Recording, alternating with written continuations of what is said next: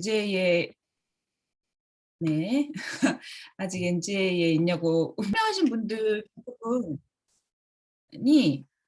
이 관련 내용은 많이들 알고 계실 것 같아요. 그래서 제가 뭔가 강의를 막 되게 뭔가 정보를 막 전하는 이런 강의가 라기보다는 좀 생각을 나누고 강의 후에 또 같이 의견들 지금 현재 상황이나 그간의 운동에 대해서 좀 보시면서 같이 나누고 싶었던 의견들을 많이 나누는 자리가 됐으면 좋겠습니다. 네. 그래서 이제 시작을 해 보면요. 일단은 지금 인제 "비범죄화가 됐다."라고 얘기를 하는데요. 이 "비범죄화가 됐다."라는 것에 대해서 아직까지 사회적인 의미가 명확하게 잘 다가오지 않는 것 같아요. 보통은 인제 우리가 합법화 얘기를 많이 했었는데 우리가 알고 있는 모델도 대부분 이제 합법화의 모델이었죠. 네, 이따가도 좀 얘기를 하겠지만 인제 합법화라고 했을 때는 법적인 어 조치, 법적인 규제들이 인제 남아 있고 그 안에서 합법적인 영역을 정하는 방식인 거고, 비범죄화라고 했을 때는 그런 법적인 규제가 없이 이제 범죄가 아닌 상태가 되는 거죠. 근데 뭐 잘 아시다시피 우리나라는 우리나라가 아니고 한국은 2019년 4월 11 일에 헌법재판소 결정에 따라서 2020년 말까지 새로 개정안을 만들었어야 하는데 정부와 국회가 그 과정을 못 했기 때문에 일단 지금 형법 27 장의 낙태의 죄에서 269조 1 항, 임신 중지를 한 여성을 처벌하는 조항하고 270조 1 항, 임신 중지를 도운 의료인을 처벌하는 조항에 대해서 네, 인제 법적 효력이 없어진 상태입니다. 근데 어쨌든 결국은 그 내용이 다 맞물려 있기 때문에 27장 낙태의 죄라는 것 자체가 지금 그냥 이제 법적인 효력을 발휘할 수 없는 상태라고 보시면 될 것 같고요. 정부나 인제 특히 보건복지부와 이제 정부 주요 부처들이 사실은 이 비범죄화된 상황에 맞춰서 발빠르게 인제 정책적인 변화들을 계속 만들어 내야 되는데 작년에 법이 통과되지 않았으니까 "법적인 근거가 없다."라는 이유로 굉장히 그런 작업들을 더디게 하고 있어요. 그래서 이런 과정들이 앞으로 좀 더 이어질 것 같고, 또 내년에 대선이 있고 그런 상황들을 어떻게 잘 돌파하느냐에 따라서 이 비범죄화 상황이 좀 더 적극적인 인제 어 권리 보장의 방향으로 갈 수 있을 것 같습니다. 음. 그래서 사실은 인제 이 비범죄화를 만들어 냈다는 것 자체가 별로 인제 세계적으로도 그 다른 나라에서도 전례가 별로 없거든요. 그래서 우리가 인제 청구했던 가장 중요한 사례가 캐나다의 사례였는데, 캐나다 같은 경우에 1988 년에 연방재판소에서 그 이 유연성을 확인하고 나서 그 뒤로 한국처럼 새로운 법이 만들어지지 않은 상태에서 30년 이상 지금 이제 비범죄화의 상태로 있어요. 그리고 그 시간을 거치면서 여러 가지 이제 건강보험 적용이라든가 약물의 도입이라든가 그다음에 접근성 확대와 관련된 되게 구체적인 정책들의 진전이 인제 계속 이루어져 온 상태고요. 그 이전까지는 이제 캐나다밖에 없었는데 작년에 뉴질랜드에서 처벌 조항을 완전히 삭제하는 방식으로 인제 또 비범죄화를 했습니다. 근데 한국에서 그동안 이제 낙태죄 폐지, 낙태 합법화라는 것을 인제 얘기할 때는 주로 독일, 프랑스 인제 이런 유럽권 나라들의 모델을 얘기했었고, 근데 사실은 그게 굉장히 좋은 모델이 아니라 처벌 조항이 계속 남아 있는 상태에서 권리를 계속 제약하는 방식이었기 때문에 결국은 처벌이 완전히 없어지지 않는 이상은 권리 보장이 계속 유예될 수밖에 없다라는 거를 좀 확인했고, 그래서 인제 우리가 비범죄화 방향으로 이제 캐나다나 뉴질랜드 같은 방식의 인제 비범죄화를 모색하면서 인제 운동을 해온 거죠. 어 우선 그래서 이 비범죄화를 만들어 온 과정이 어떤 의미가 있는지에 대해서 첫 번째로 좀 짚고 싶은 것은, 어 지금 낙태죄 폐지 운동에서 저희가 가장 강조하는 게 우리의 2016년 이후의 운동은 태아의 생명권과 여성의 결정권을 대립구도에 놓는 그간의 이제 구도에서 벗어나서 어 이 처벌과 불평등에 관한 책임이 국가에게 있다. 국가와 사회에 있다.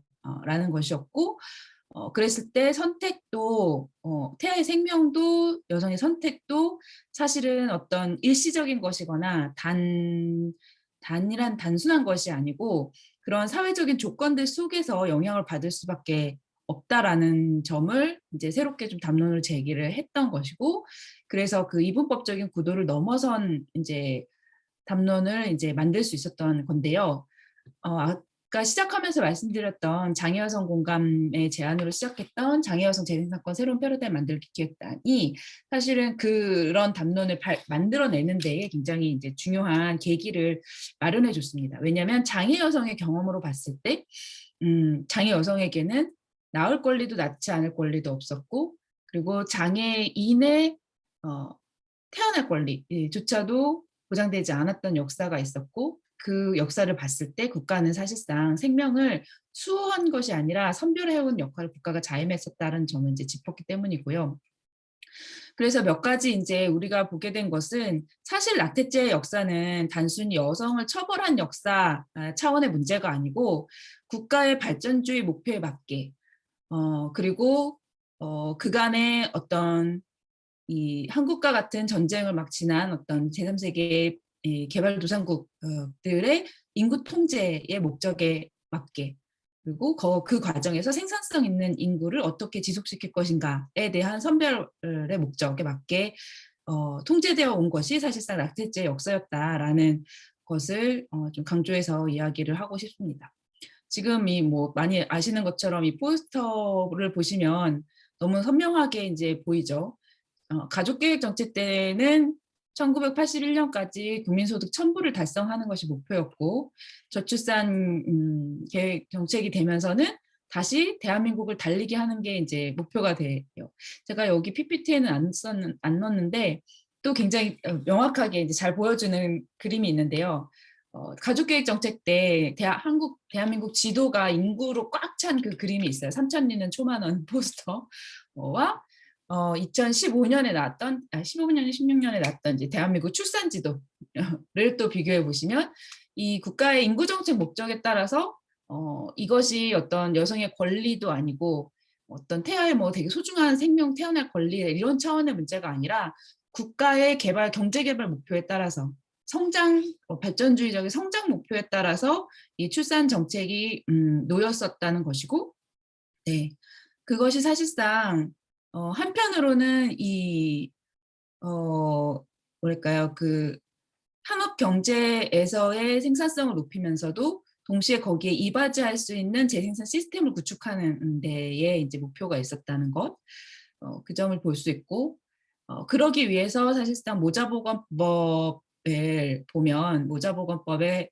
14조 제1항이 부모에게 우생학적 혹은 유전적 장애나 질병이 있는 경우를 임신 중지 허용 사유의 가장 첫 번째 사유로 두고 있죠. 그래서 인구수를 줄이면서도 장애나 질병이 있는 인구는 선별하겠다라는 목표가 우생학적 목표가 너무 분명하게 있었고요. 그것이 이제 시행령에 보면은 더 적나라하게 드러납니다. 1973년에 제정된 이제 시행령 3조를 보시면 여기 빨간색 글씨에 있는 것처럼 현저한 유전성 범죄 경향이 있는 정신장애라는 내용이 있어요. 그래서 이거는 그냥 정말 뭐 갖다 붙이기 나름인 거죠. 사실상 이런 조항들이 뭐 한센인의 경우가 가장 많이 알려졌지만 한센인뿐만 아니라 많은 이제 장애인 시설 그리고 장애인의 가족들에 의해서 장애인들을 강제 단종을 시키거나 강제 임신 중지를 시키는 것을 정당화하는 이제 조항으로 작동을 했고 장애나 질병이 아니더라도 이런 현저한 유전성 범죄 경향이 있는 정신장애라는 정말 갖다 붙이면 그만인 이런 말로 인해서 뭔가 그냥 거주가 불분명하고 그냥 불황인으로 보이고 이런 사람들 그런 사람들을 얼마든지 시설에 가두고 그 사람들에게 또 단종이나 불임이나 임신 중지를 시킬 수 있는 그런 걸 정당화할 수 있는 구조로 작동을 했었던 거고요. 이게 굉장히 오랫동안 유지가 됐습니다. 이 법안이. 그리고 또 한편으로는 동시에 어떤 근대적인 사행가족 모델을 만들고자 하는 데에도 이 정책의 목표가 같이 갔어요.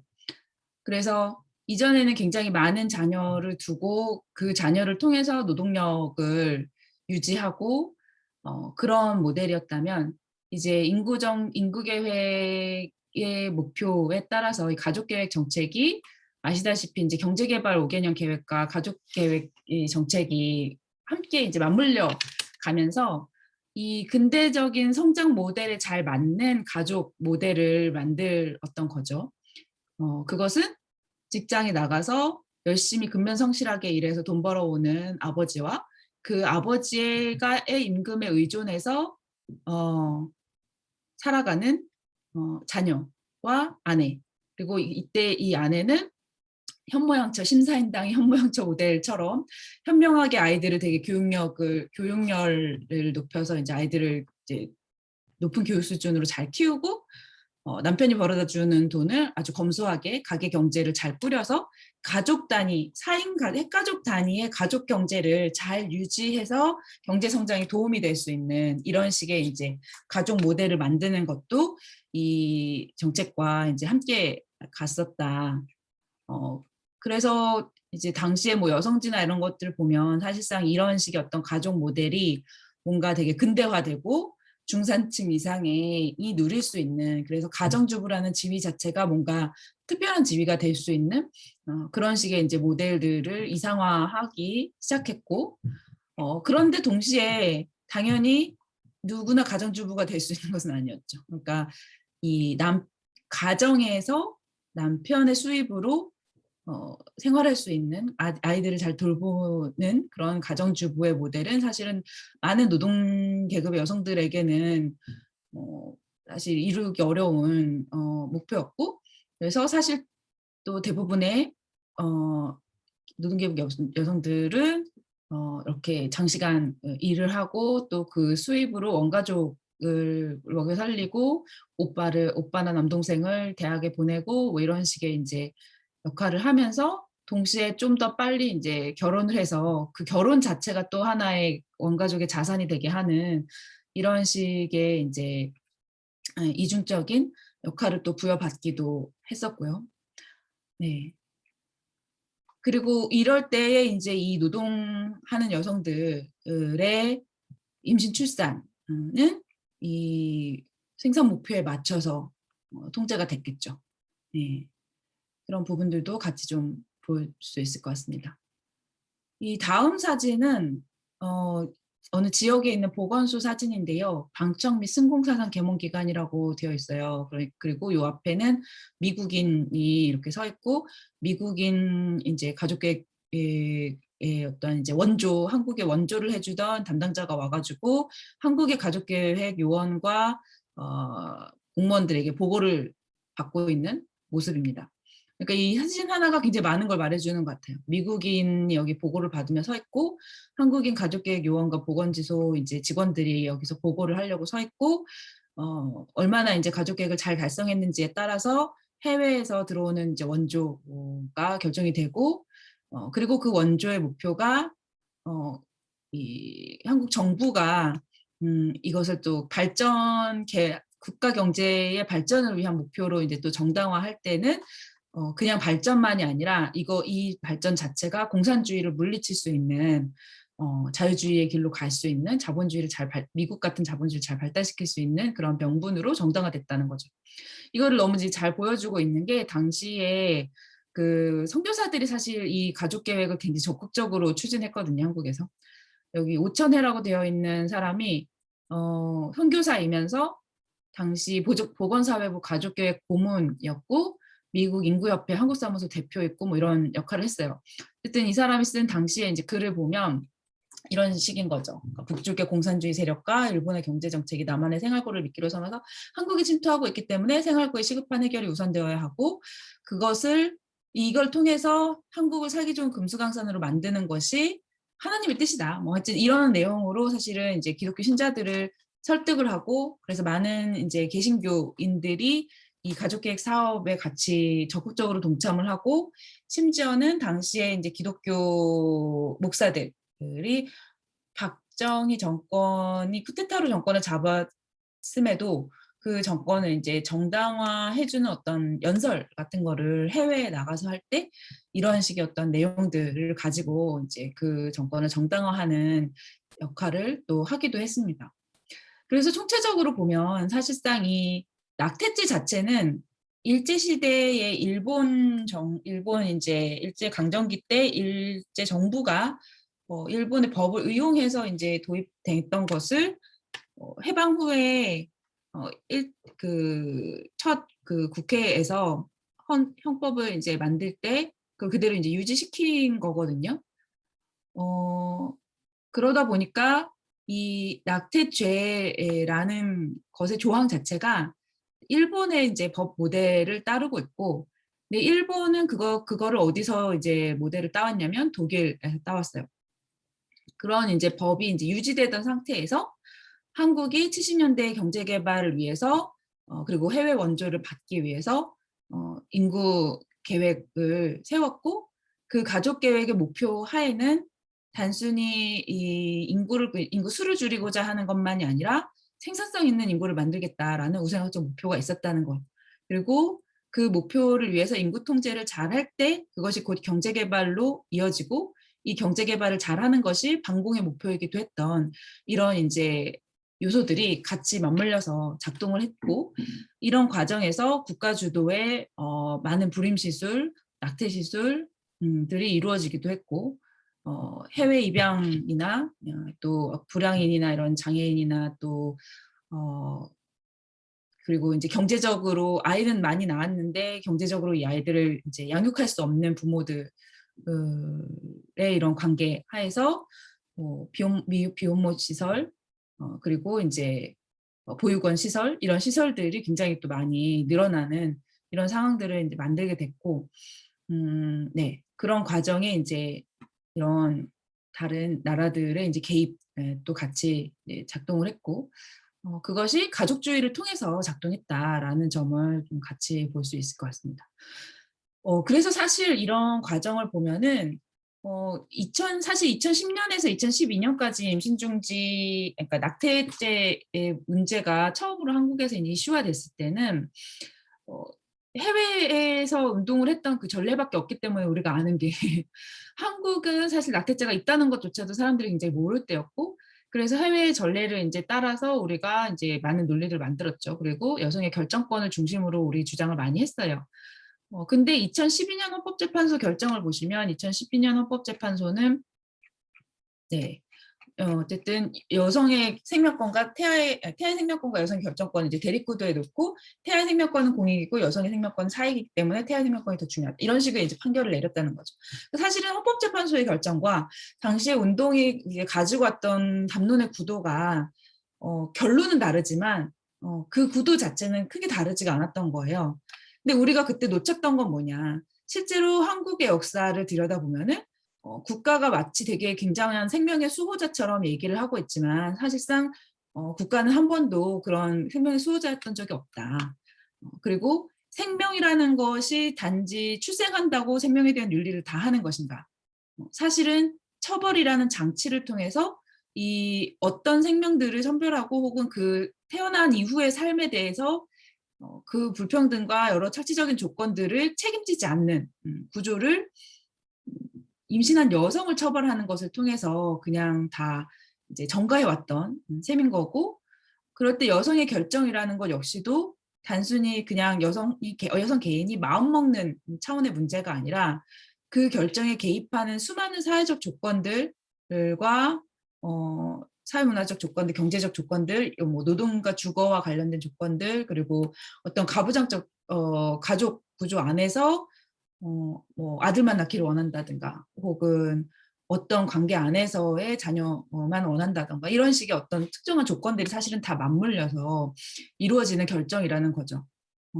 그런 조건들을 이제 같이 얘기해야 된다라고 얘기를 하면서 이제 운동의 구도가 바뀌어온 것이 있습니다. 그래서 2010년에는 아까 말씀드린 것처럼 주로 임신 중지에 대한 단어, 그리고 재생산이라는 단어를 이제 처음 개념으로 제기한 것이 2010년 운동의 좀 중요한, 뭐랄까요, 이제 의미라고 볼 수 있겠고요. 당시에 이제 처음으로 낙태라는 말 대신 임신 중지라는 말을 썼어요. 이때 임신 중지라고 하는 라는 말을 굳이 쓴 이유는 아시다시피 인제 낙태는 태아를 떨어뜨린다는 낙인의 의미가 붙어 있다면, 그리고 어떤 일순간에 그냥 단절된 경험이라고 보여진다면, 인식된다면, 임신 중지라는 것은 여러 과정, 사회적인 조건들과 여러 과정들 속에서 임신은 유지될 수도 있고 중지될 수도 있는 일이고, 그런 과정이 안정적으로 지속될 수 있는 조건들이 같이 마련이 될 때에 유지될 수 있는 것이다라는 어 의미들을 좀 담기 위해서 임신 중지라는 말을 사용을 했고, 그리고 중지를 하는 상황에 대한 다양한 인제 사회적인 조건들을 볼 수 있게 하는 데에 목적이 있었습니다. 그래서 2010 년에도 인제 요런 요구들을 했었고요. 그랬을 때의 재생산이라는 것도 2010 년에는 사실 쪼끔 의미가 협소하게 출산, 의료, 복지에 관한 내용들을 중심으로 얘기를 했는데, 이때 제가 한 가지 좀 말씀을 드리고 싶은 것은, 어 우리가 인제 재생산이라고 이 단어를 얘기하는 거에 대해서 어떤 분들은 특히 많은 인제 과거 페미니즘 여성 운동을 하셨던 많은 여성분들이 왜 굳이 여기다가 재생산 이런 말을 붙이냐. 여성이 인제 무슨 기계도 아니고 이런 식의 인제 얘기를 많이 하세요. 혹은 "재생산이라는 말을 생식이라는 말로 대체해야 된다."라고도 얘기를 하세요. 그런데 우리가 굳이 생식이라고 얘기하지 않고 이 reproductive rights라는 것을 재생산이라고 얘기하는 것은 좀 의도적으로 그러니까 임신하고 출산하고 피임하고 섹스하고 이런 식의 어떤 생식에만 의미를 두는 것이 아니라, 임신 출산과 성관계라는 것 자체가 어 한 사람의 인생의 다양한 경로 속에서 이루어지는 일이고, 그리고 그 과정을 통해서 태어난 새로운 생명의 삶의 과정과도 연관되어 있기 때문에 그 사회적인 삶을 어떻게 지속 가능하게 할 것인가, 그리고 그것이 어떻게 인제 사회적으로 작동하는가에 대한 문제들을 같이 보기 위해서 재생산이라는 용어를 인제 사용을 하고 있습니다. 네. 그래서 인제 사회적인 재생산이라는 의미로서 보시면 좋을 것 같고요. 단순히 임신 출산만을 의미하는 것은 아니다. 그래서 생식이라는 말을 쓰지 않고 재생산이라고 쓰고 있다라는 거를 좀 짚고 가겠습니다. 그래서 인제 아까 말씀드린 것처럼, 그런데 2012 년까지는 인제 그런 담론들이 같이 충분히 우리가 얘기되지 못했었기 때문에 2012년 헌법재판소 결과가 이렇게 나왔어요. 이게 8 월에 있었던 결정이고, 헌재가 9명 재판관 중에 이제 8 명만 남은 상태에서 4대 4로 나왔기 때문에 합헌으로 결론이 났는데, 이때 인제 헌재는 생명권과 결정권을 대립구도에 두고 여성에게는 선택권만 있고 태아에게는 생명권만 있는 것처럼 이렇게 붙여 놨죠. 하지만 이 과정이 제대로 사회적으로 안전하게 보장되지 않을 때 여성의 생명은 어떻게 위협받는가에 대한 직접적인 사례가 바로 그해 11 월에 어 발생했어요. 어 많이 아시는 것처럼 이 8월 판결이 8 월에 있었는데 그해 11 월에 이제 19 세의 여성이 임신 중지 시술을 받을 수 있는 병원을 찾지 못해서 어머니랑 같이 몇 군데를 계속 이제 거부당하고 찾아가다가 아주 어 실력이 없는 어쨌든 의사한테 가게 된 거죠. 그리고 이 의사는 수술 도중에 자궁천공이 발생해서 엄청난 출혈이 생겼음에도 처벌이 두려워서 다른 병원으로 이송을 하지 않았고, 그래서 사망하게 됐던 사건입니다. 네. 그리고 비용도 당시에 현금으로 650만 원을 이제 요구했고, 그리고 이 의사는 어쨌든 몇 년 후에가 돼서야 인제 처벌을 받았는데요. 아무튼 이런 상황들이 이제 실제로 이 생명권 대 결정권이라는 구도가 얼마나 허구인지를 좀 잘 보여주는 사건이었어요. 근데 그러다가 인제 사실은 이 12년 결정 이후로는 낙태죄 폐지 운동이 더 힘을 받지 못하다가요. 2015 년에 장애여성 공감이 아까 말씀드린 그 기획단을 제안을 했는데, 이 기획단을 제안할 때의 문제의식은 그런 것이었어요. 그러니까 2010 년에 이 임신 출산 결정권을 위한 네트워크를 만들고 여기서 요구안을 만들 때 사실은 장애 여성의 입장에 대해서는 제대로 잘 반영이 되지 않았다라고 비판을 받았고, 그리고 좀 오래전부터 인제 장애인 단체들은 모자보건법 14조의 그 1항 때문에 이 임신 중지, 낙태를 허용한다는 것 자체, 낙태죄를 폐지한다는 것 자체가 그동안 모자보건법이 해왔던 역할처럼 장애를 가진 사람들은 그냥 다 낙태하게 만들게 되는 거 아니냐라는 입장 때문에 사실은 이제 여성운동의 입장하고 계속 갈등하는 구도에 있었는데, 이 장공감이 2015년에 기획단을 만들면서 이것이 과연 장애인 운동과 여성 운동이 대립할 문제인가라는 문제의식을 좀 가졌고, 그렇다면 그런 상황에서 그간의 역사적인 사회적인 맥락에서 장애 여성은 어떤 위치에 있었는지를 좀 보자 라는 제안을 한 거죠. 그래서 이 당시에 첫 번째 간담회는 여성단체와의 간담회가 있었고, 두 번째 간담회는 장애인 단체와의 간담회가 있었고, 그리고 하반기에는 이렇게 지역을 다니면서 여러 장애 여성들의 경험을 들었어요. 이 경험을 이제 듣다 보니까 어, 국가에 의해서 시설이나 가족에 의한 임신 중지가 된 것은 너무 많은 경험이었고, 어, 사실은 비혼의 이 비장애인 여성에게 비혼 상태에서 출산을 한다는 것은 굉장히 사회적인 낙인이 되는 일이었지만, 오히려 장애인 여성에게는 어쨌든 출산을 할 수 있는 능력이라는 것을 증명할 수 있게 된다는 점에서 또 그것이 낙인이 아니라 어떤 되게 긍정적인 경험으로 작동하는 그런 경험에 대한 이야기도 있었고, 하지만 또 장애 여성이 임신과 출산을 했을 때 여전히 그 몫은 다 또 여성의 몫으로만 남겨지는 상황에 대한 이야기도 있었고, 혹은 보조생식 기술을 사용할 것을 요구받는데, 이제 장애 여성이 임신을 했을 때 기술이 점점 발달을 하면서 장애를 유전시키지 않으려면 지금 최신 나온 어떤 유전자 기술을 써라 이런 식으로 병원에서 이제 요구를 하면서 장애가 있으면 임신 중지를 요구받거나, 혹은 장애를 유전시키지 않을 만한 어떤 아직 증명되지 않은 고도의 기술을 사용할 것이 요구되거나, 이런 식의 이제 갈등 관계 속에서 이제 놓였던 경험들, 이런 다양한 경험들이 얘기가 됐습니다. 네. 그런 이제 논의들을 하던 와중에 2016년에 이제 보건복지부가 그 의료법 시행규칙 개정안을 내면서 다시금 이제 낙태죄 폐지 운동이 수면 위로 올라오게 된 거죠. 마침 이 기획단에서 계속 이어서 활동을 하던 성가제 생산 포럼이 낙태를 주제로 이제 포럼을 준비하던 때였는데, 그 시기랑 맞물려서 그 보건복지부의 발표가 있었고, 또 바로 그 시기랑 맞물려서 촛불 집회도 있었어요. 박근혜 탄핵 촛불 집회도. 그래서 첫 번째 검은 시위가 있었던 날이 그 박근혜 탄핵 촛불 집회 첫 번째 날이기도 했습니다. 아무튼 이때 2015년에 이 논의들을 거치고 나서 2016년에 이제 이 주제를 가지고 기자회견을 할 때는 2010년과는 완전히 다른 이야기를 우리가 할 수 있게 된 거죠. 그래서 이 여성의 결정권을 보장하라, 내 몸은 나의 것이다, 이런 차원의 문제가 아니라 그간의 국가가 해왔던 역할이 무엇인가라는 것을 이야기하면서 낙태가 문제라면 진짜 문제는 낙태죄다. 그리고 낙태가 죄라면 바로 그 상황을 만들어 온 범인은 국가다라는 얘기를 하게 되었습니다. 그래서 2017년에 다시 한번 많은 단체들이 모여서 낙태죄 폐지를 위한 연대체, 모두를 위한 낙태죄 폐지 공동행동을 만들었을 때는 이 경험을 그냥 낙태로 인해 처벌받은 경험을 이야기하는 것이 아니라 그간의 역사에서 굉장히 다양한 결로 만나게 되는 많은 여성들의 경험을 서로 연결하는 것으로 이 퍼포먼스를 시작을 했어요.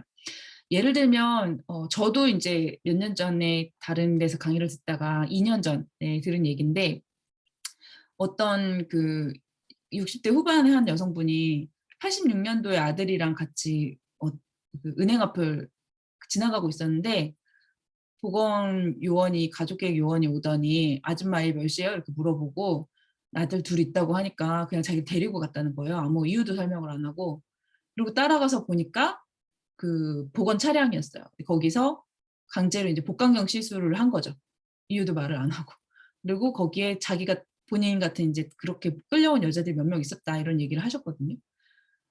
그래서 사실 그런 경험들을 가진 여성들이 굉장히 많았고, 그러니까 낙태 임신 중지로 인한 처벌뿐만이 아니라 정부의 가족 계획에 의해서 강제로 이제 불임 시술을 받은 경험, 그리고 이런 결정에 영향을 미치는 10대 청소년의 학교에서의 처벌에 대한 경험, 그리고 성폭력으로 인한 임신 중지는 마치 합법인 것처럼 이야기해왔지만 사실은 그것을 증명하는 과정까지가 얼마나 힘들었는지에 대한 경험, 그리고 장애 여성의 경험, 성구매자에 의해서 임신을 한 성범죄 여성의 경험, 그리고 논바이너리 트랜스젠더의 경험까지 굉장히 다양한 경험들을 연결하게 됩니다. 그래서 이것이 여성이라서 처벌받았다라는 차원의 의미가 아니라 여러 사회적인 조건들 속에서 어떻게 교차적으로 이 권리들이 침해당해 왔고, 그리고 거기서 얼마나 이제 교차적인 경험들이 있는지를 볼 수 있게 된 측면이 있고요. 모두를 위한 낙태죄 폐지 공동행동은 그래서 임출례과는 다르게 어쨌든 전면 삭제, 처벌 조항의 전면 삭제를 요구했고, 그다음에 권리를 보장할 수 있는 새로운 법을 제정하라. 모자보건법이 아니라 이런 얘기를 했고, 그리고 이제 이따가도 말씀드리겠지만 어쨌든 여러 가지 이제 그 불필요한 제도적 제약도 없애라라는 요구까지 이제 했고요. 그리고 여러 결혼 유무, 이주 상태, 성적증, 성별 정체성, 장애와 질병, 범죄적 차이 이런 것들을 같이 고려하는 권리를 보장해라라는 얘기를 이제 하게 되었습니다. 네. 이 부분은 앞에서 설명하기 때문에 한번 이렇게 보시고 넘어가면 될 것 같고요. 이런 논리를 만들었기 때문에 이걸 가지고 2019년 결정을 했던 헌법재판관들을 2010년과는 굉장히 다르게 설득할 수 있었어요. 사실 12년에 나왔던 결정에 이제 위헌 소송으로 갔던 사건은 되게 폭력적인 파트너에 의해서 임신을 한 여성이 막 병원을 찾다 못해가지고 조선사한테 갔는데 그 남성이 보복성으로 그 조산사를 고소하면서 처벌을 받게 되어서 이제 그 변호사가 위헌 소송을 하게 된 건이었는데요. 이제 그런 건에서도 이제 아까 같은 그런 결정을 내렸는데 이 2019년에 나온 이 결정의 사건은 어떤 산부인과가 고소를 당하게 된 일이었고 어쨌든 그 사건을 이제 알게 되면서 적극적으로 변호인단을 꾸렸고 그 변호인단이 우리가 앞에서 얘기했던 그러니까 생명권과 결정권을 대립시키는 구도가 아니라 이 사회적인 요건들을 어떻게 사회적인 조건들 그리고 이런 맥락들을 어떻게 보게 할 것인지를 가지고 이제 변론 요지를 꾸리고 그래서 헌법재판소의 결정에서 가장 중요한 부분은 이 부분입니다. 지금부터 논의해야 될 새로운 법과 정책은 인구 관리 같은 목적으로 권리를 침해하지 않도록 해야 되는 것이고 그리고 그것을 실질적으로 만드는 것은 여성을 처벌하는 것으로 해결될 수 있는 것이 아니라 국가가 적극적으로 책임져야 할 일이다. 라는 점을 이제 그런 결론을 이제 이끌어냈다는 거죠. 그래서 낙태죄 폐지가 의미하는 것은 단순히 처벌이 없어진다라는 차원의 의미가 아니라 그동안의 인구 정책의 도구로서 여겨져 왔던 많은 것들 그리고 그런 많은 사회적인 여러 책임들이 여성에 대한 처벌이라는 장치를 통해서 그냥 다 가려져 왔었다면 이제는 구체적인 권리라는 것을 드러내고 그것을 보장해야 된다라는 방향으로 이제 이 패러다임이 옮겨왔다는 데에 굉장히 중요한 의미가 있고요. 지금 오른쪽에 보시는 그림처럼 임신 중지를 둘러싸고 사실은 이런 많은 조건들이 다 영향을 미치고 있는데 지금까지는 여성 대 태아라는 구도 속에서 이 많은 것들을 그냥 다 이런 맥락들을 다 삭제해 왔었던 거예요. 그리고 이것에 대한 이 모든 상황들에 대한 책임을 그냥 여성이 처벌로서 책임지는 것이었죠. 그러니까 국가는 오히려 무책임하게 있을 수 있었어요. 그런데 이 낙태죄 폐지를 통해서 이제 지금부터는 여기에 결부되어 있는 많은 상황들, 그러니까 임신 중지를 더 이상 불필요하게 하지 않을 수 있는 상황을 만들기 위해서는 이 상황을 적극적으로 해결해야 되는 책임이 이제 국가의 책임으로 이제 놓이게 된 것이고요. 그것이 무상으로 이루어져야 된다는 것, 그리고 국가와 사회의 책임하에 이루어져야 된다는 것이 한국뿐 아니라 이 낙태죄 폐지 운동, 임신중지 비범죄화 운동을 하고 있는 여러 나라의 공통된 요구입니다. 이게 아르헨티나에 붙어 있었던 이제 벽보인데요. 여기 구호에서 굉장히 중요하게 외쳤던 구호가 바로 이거예요. 부자는 낙태하고 가난한 사람들은 죽는다. 그러니까 처벌이 유지되는 상황 이라고 하더라도 부자들은 어떤 식으로든 다른 나라에 가서 임신 중지를 하든 자기가 아는 뭐 비싼 클리닉에 가든 다 알아서 낙태를 할 수 있지만, 그런 처벌 상황에서 어떤 의료 환경을 찾을 수 없고 해외로 갈 수도 없고, 그리고 더 열악한 곳에서 어 더 많은 돈을 요구하는 의사한테 겨우겨우 돈을 구해서 위험한 임신 중지 시술을 받을 수밖에 없는 상황에 놓이는 것은 오히려 이제 처벌이 유지될수록 더 열악하고 가난한 사람들이 될 뿐이다. 그리고 그런 상황 속에서 더 많은 여성들이, 가난한 여성들이 죽게 된다라는 요구를 인제 했습니다. 그것이 인제 한국에서도 제가 처벌의 완전한 삭제를 요구했던 중요한 이유였고요. 앞에서 인제 합법화 비범죄와의 차이를 잠깐 말씀을 드렸는데, 결국은 인제 법적인 허용 한계라는 게 처벌이 유지가 되고 법적인 허용 한계를 남겨두는 방식은 계속 어떤 식으로든 허용을 받을 만한 입증을 당사자가 계속 할 수밖에 없어요. 그게 주수가 됐든 사유가 됐든 뭐 상담 의무가 됐든 어쨌든 내가 이런 것들을 다 했기 때문에 '나는 합법적으로 임신 중지를 할 수 있다.'라는 것을 이 당사자가 적극적으로 입증을 해야만 겨우 처벌을 면할 수 있는 상황을 계속 유지시키는 거죠. 프랑스와 독일 모델을 그동안 많이 얘기했지만, 사실은 프랑스와 독일도 마찬가지로 이런 역사가, 이런 상황에서 거의 40년 가까이 인제 이어져 왔고, 그래서 인제 프랑스와 독일에서도 계속해서 인제 비범죄화를 요구하는 운동을 하고 있습니다. 네. 그리고 결정적으로 보건의료 차원에서도 합법인 경우의 조건 하에서만 인제 인정이 되기 때문에, 어쨌든 처벌을 받지 않으려고 더 나은 진료를 위한 노력을 하기보다는 그냥 합법적인 조건 하에서 처벌받지 않을 만한 정도 수준의 진료를 하는 방식으로 인제 조건이 유지가 되는 거죠. 그래서 비범죄화와 함께 이제 성재생산 권리 보장의 방향으로 간다는 것은 개인의 책임에서 국가와 사회의 책임으로 간다는 것이고, 그리고 이런 권리 보장에 영향을 미치는 사회경제적 불평등이나 부정의 문제를 적극적으로 가시화한다는 것이고, 그것을 이제 마련하는 변화로 갈 수 있다라는 것을 의미합니다. 어 인제 지금 그래서 이 권리의 내용들을 만들 때 우리가 SRHR이라고 하는데요. 성과 재생산, 건강과 권리라고 많이 번역을 해요. 여기에 해당되는 내용은 성 건강, 성적 권리, 재생산 건강, 재생산 권리, 요 네 가지를 인제 합해서 그렇게 부르고 있고요. 어 여기서 좀 중요하게 강조하고 싶은 것은, 성건강이라고 했을 때 그냥 질병이나 기능 저하나 장애로 인해서 고통받지 않는 것뿐만이 아니라 뒤에 나와 있는 문장, 스스로의 가치관에 입각한 성행위를 통해서 성적 즐거움을 향유할 수 있을 정도로 안녕한 상태를 궁극적으로 어 목표로 해야 된다는 거예요. 그래서 국가가 해야 될 역할은 단순히 이 생식과 관련된 질병이 없는 상태, 혹은 그에 관련된 장애가 없는 상태를 위한 목표로 보건의료적 목표를 두는 것이 아니라, 더 나아가서 더 적극적으로 즐거움을 향유할 수 있을 만큼의 보건 상태를 유지하도록 하는 것이 인제 책임으로 놓이게 되는 것이고요.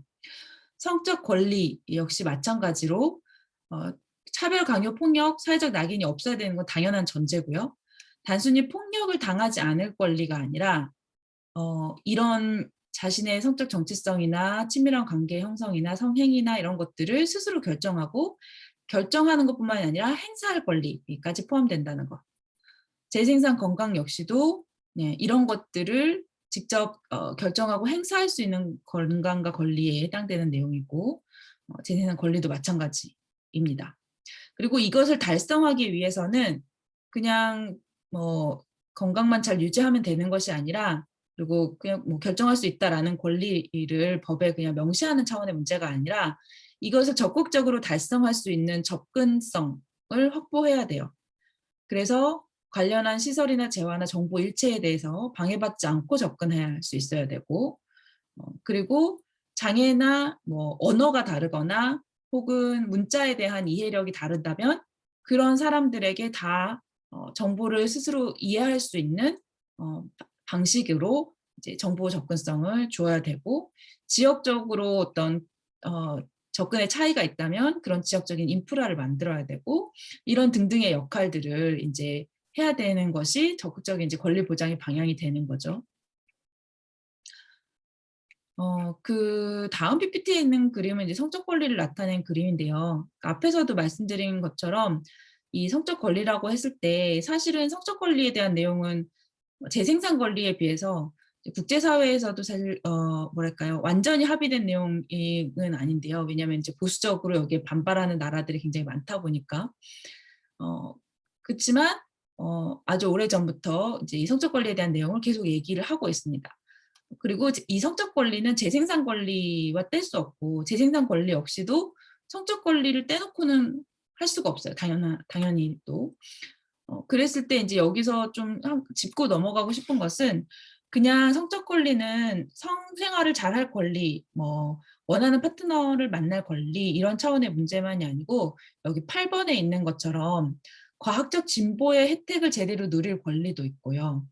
음 그리고 음 네. 제대로 된 이제 10 번에 있는 것처럼 제대로 된 성교육 을 포괄적인 성교육을 받을 권리도 있고 그리고 그런 것들을 실현할 수 있는 인제 정치적인 행동 에 참여할 수 있는 권리도 있고 네.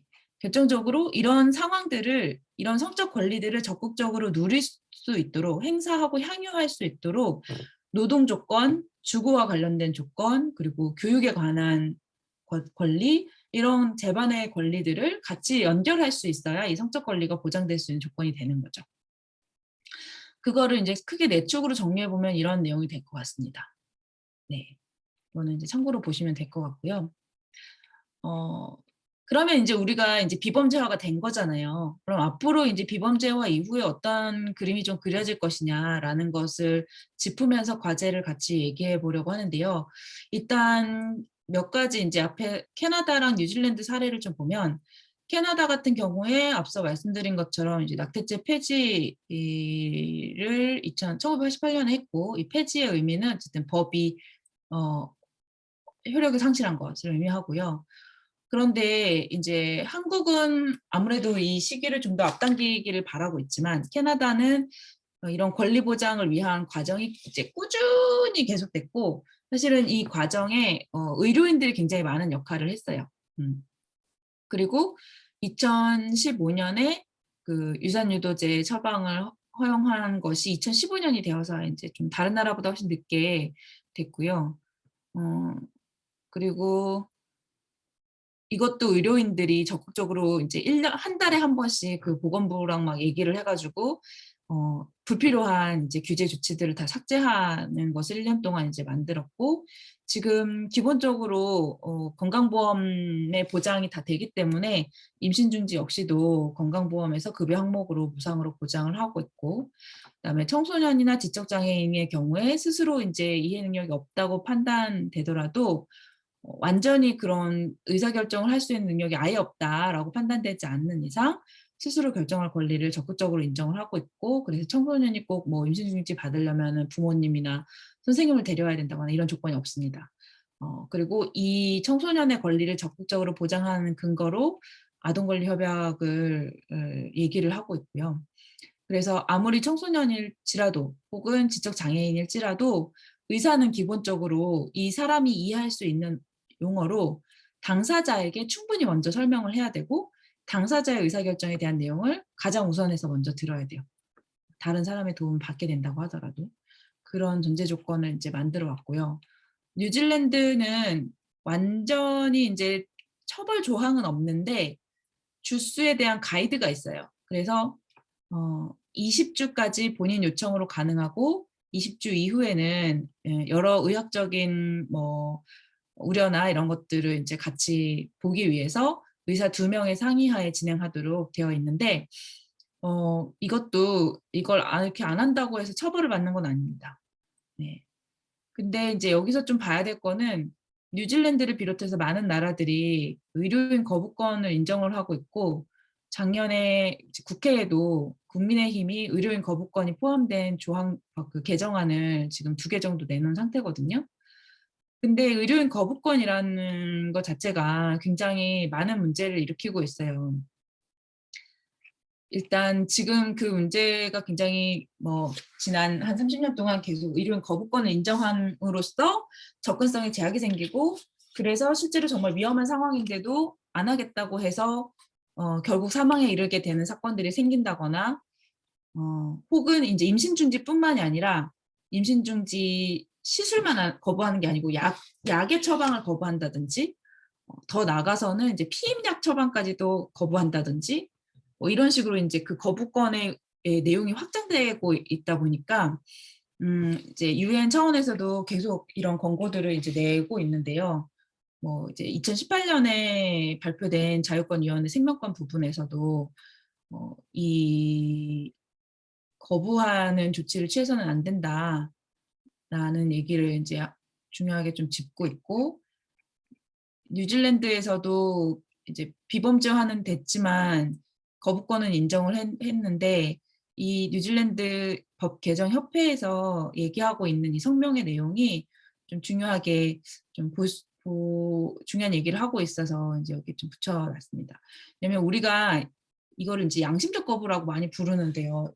원래는 양심적 거부는 병역 거부에만 해당되는 거였잖아요. 그래서 국제적으로 이 양심이라는 것이 인정되던 것은 '다른 사람을 죽이지 않겠다.'라는 선언인 것이고, 내가 그걸로 인해서 처벌을 받게 된다고 하더라도 '나는 그 행위를 택할 수 없다.'라고 했을 때 이 신념에 따른 거부, 양심적 거부가 인정이 됐었던 거죠.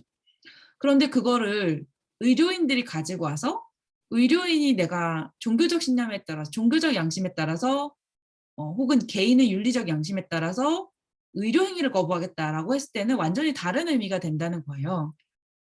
병역 거부는 그거로 인한 처벌을 받지만 의료인들이 거부를 했다고 해서 처벌받는 것도 아니고, 그리고 의료인은 기본적으로 어떠한 경우이든지 간에 환자의 건강과 생명을 최우선으로 해야 되는데도 불구하고 유독 이 임신 중지와 관련해서만 그것을 거부하겠다라고 얘기하고 그것을 국가가 인정한다는 것 자체가 이 양심적 거부에 대한 의미를 오히려 훼손하는 것이고, 어 "인정되어서는 안 되는 것이다."라는 얘기를 하고 있습니다. 오히려 거부권을 행사한 의료인들에게는 그들이 야기한 피해를 보상하도록 해야 되는 것이 공정한 거 아니냐라는 이제 주장을 여기서도 하고 있고요. 한국에서도 이 논의가 앞으로 인제 계속 튀어나올 것 같은데, 이게 나올 때마다 적극적으로 인제 지금 막아야 됩니다.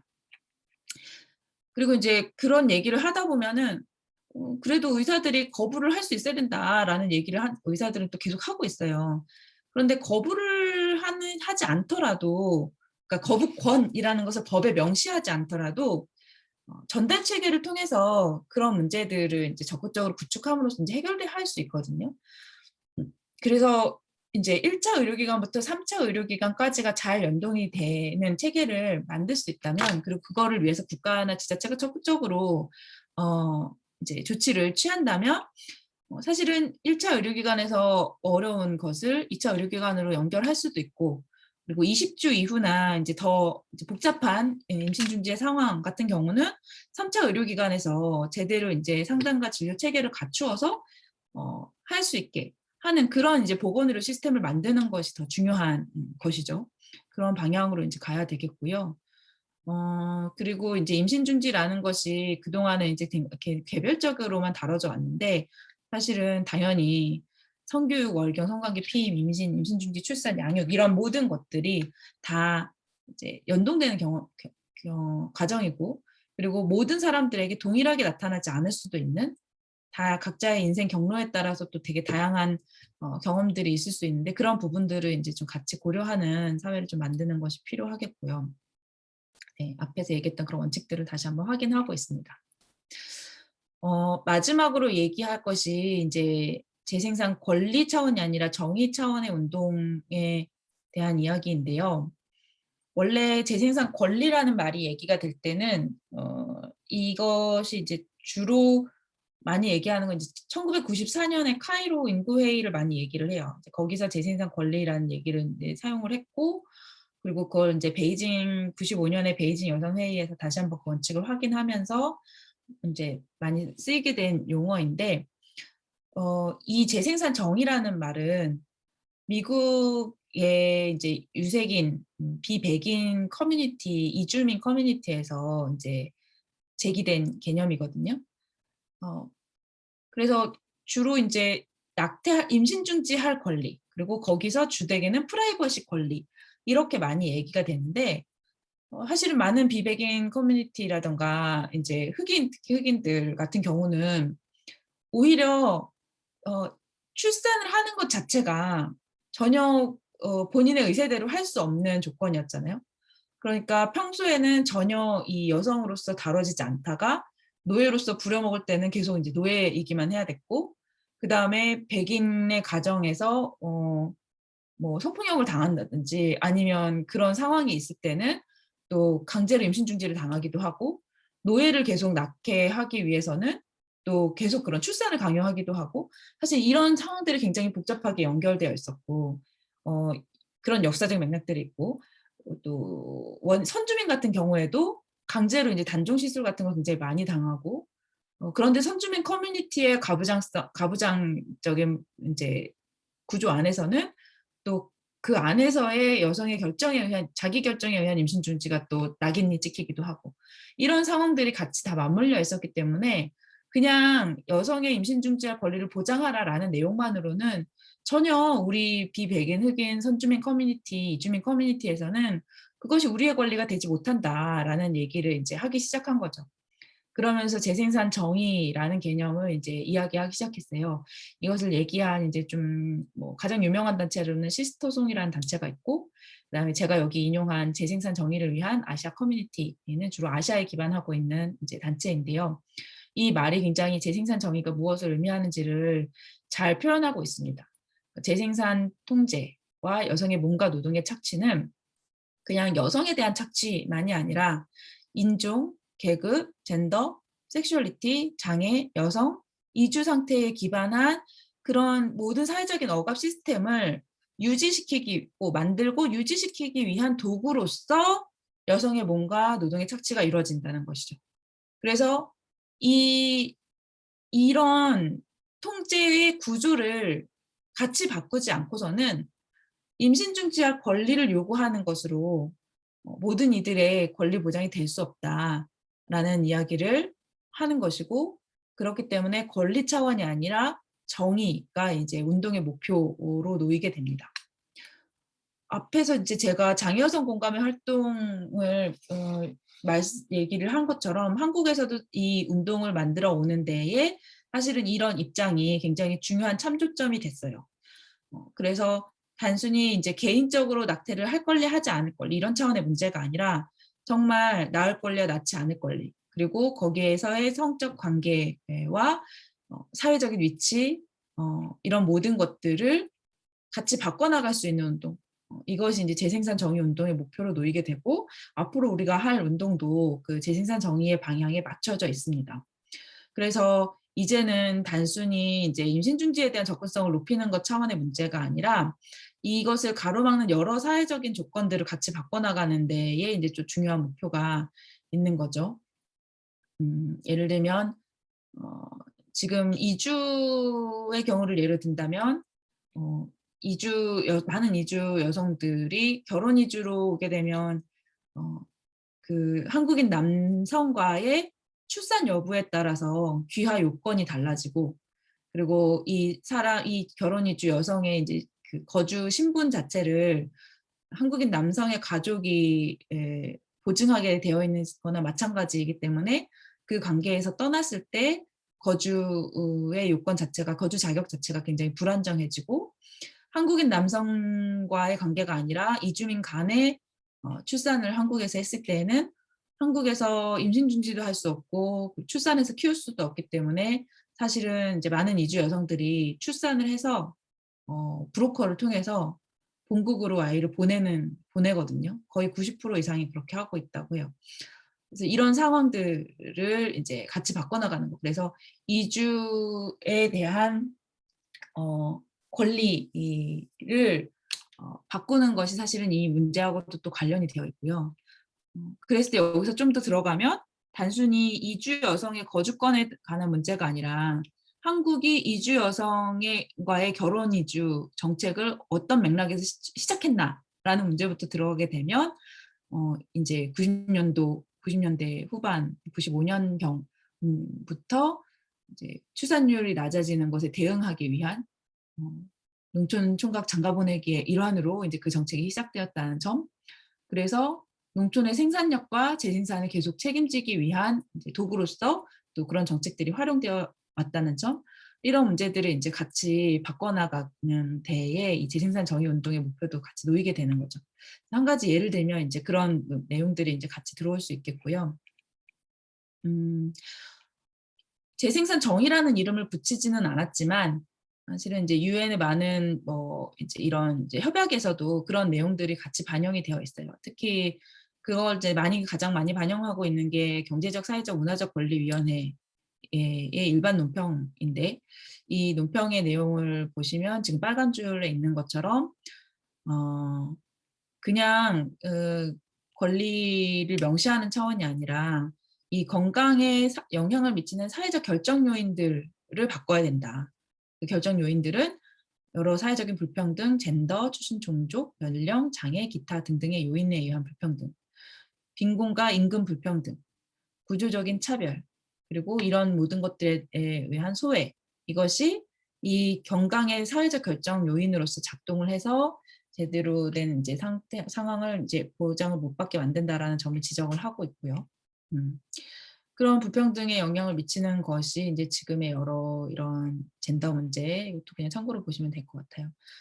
그리고 여기에 인제 출산율의 목표를 위해서 특히 여성들 에게 되게 불리한 취업 조건을 대놓고 인제 얘기하고 그것을 정책으로 삼아 왔던 국가의 출산 정책의 목표를 바꾸는 것, 이런 목표들도 인제 같이 연동되어 있습니다. 이거 중요한 부분인데 이게 지금 이렇게 나오네요. 혹시 잠시만요. 이게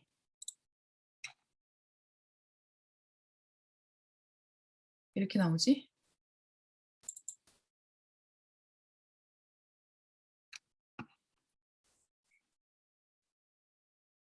근데 지금 계속 제가 혼자 막 떠들어 가지고 지루하지 않으세요? 괜찮으세요?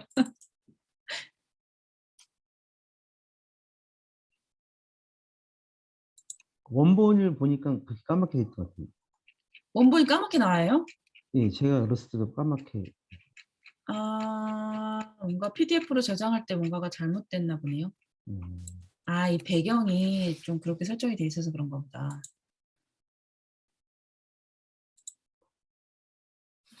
지금 제가 원래 PPT로 글씨가 깨져 가지고 음.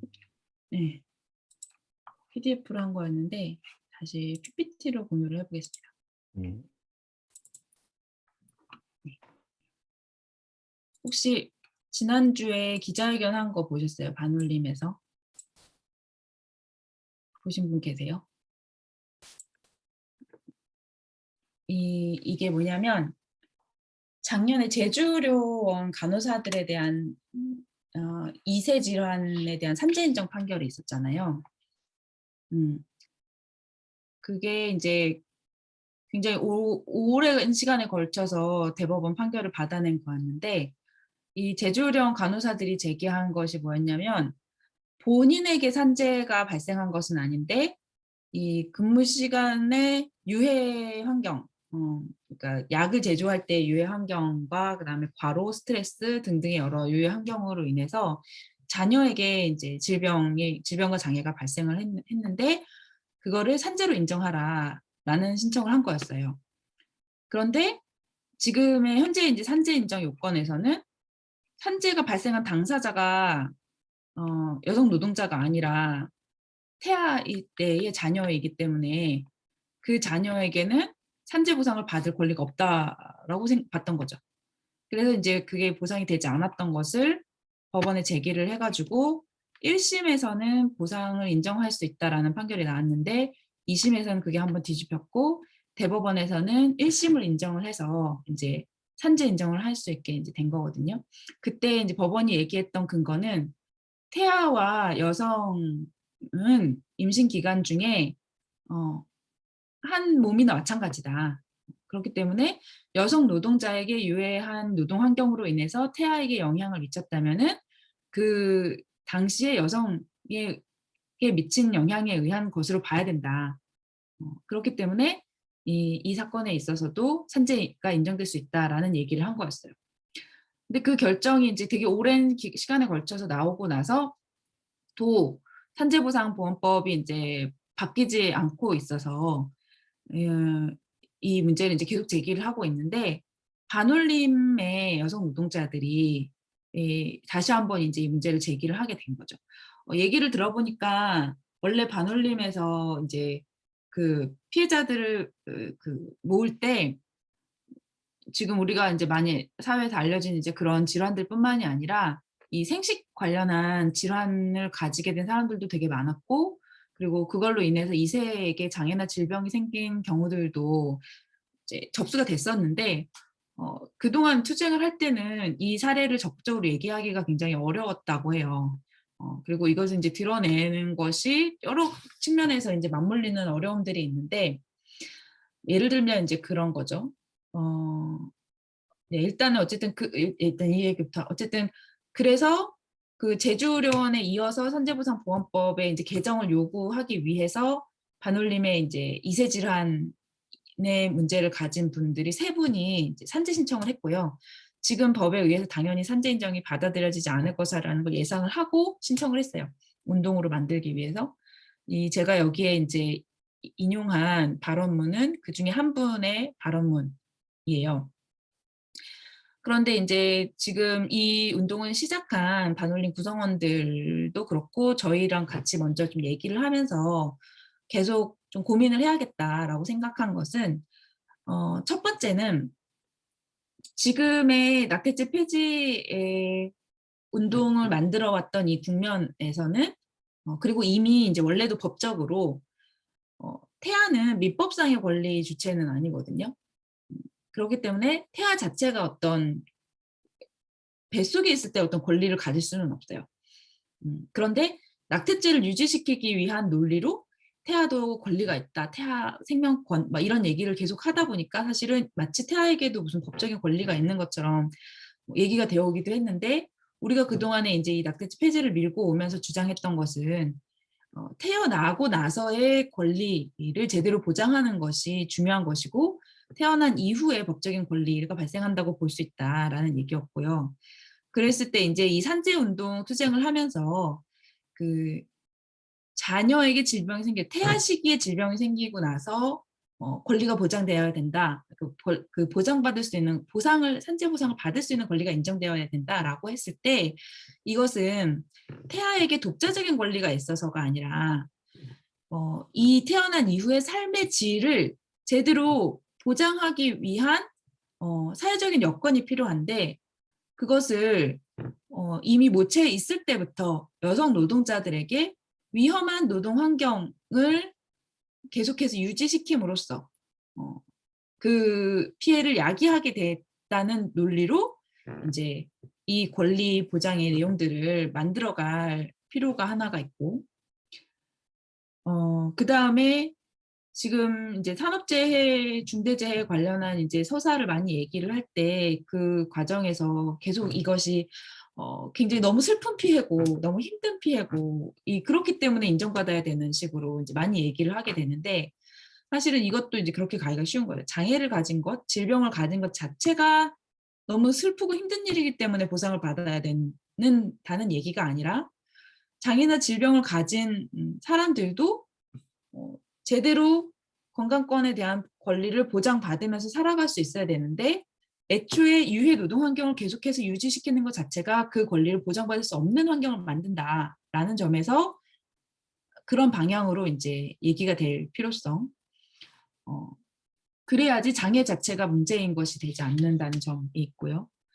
그다음에 주로 이제 여성 유해한 노동 환경에 대해서 얘기할 때 그러면 이렇게 되기가 되게 쉽거든요. 여성 노동자들에 한해서 위험한 노동 환경을 주지 않으면 되는 것으로 흘러가기가 너무 쉽고, 그것이 지금까지 우리 사회가 흔히 얘기했던 모성 보호라는 테두리에서의 프레임에서의 이제 얘기였는데 우리가 얘기하는 거 하고자 해야 될 것은 모성이기 때문에 보호받아야 된다는 것이 아닌 거죠.